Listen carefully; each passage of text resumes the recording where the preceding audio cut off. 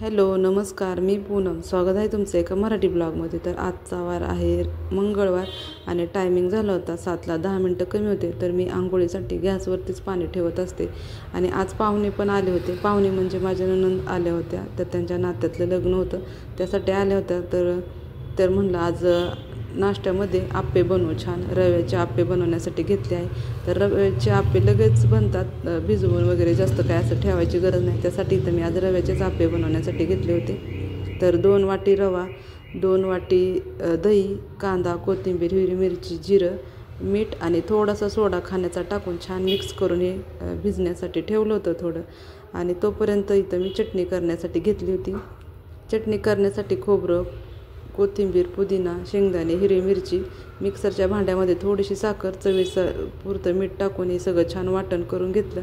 जिरी मोहरीची फोडणी देऊन इथं मी छान चटणी पण तयार करून घेतली आहे.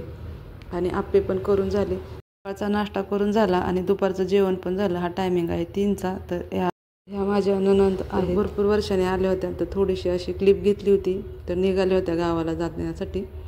तर इथं मी अशी क्लिप घेतली होती छोटीशी आणि तुमच्यासोबत शेअर पण केलेली आहे. आणि भाकरीसाठी ठेवण्यासाठी टोपलं पण घेतलं आहे. मग भरपूर दिवस झालं घेईल म्हणलं होतं, पण घेतलंच नव्हतं.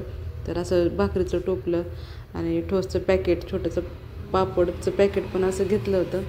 आणि दारावरतीच तीळ आले होते, 60 रुपये पावशेर. म्हणलं आता संक्रांत पण आलेली आहे, तर तीळ पण लागतील.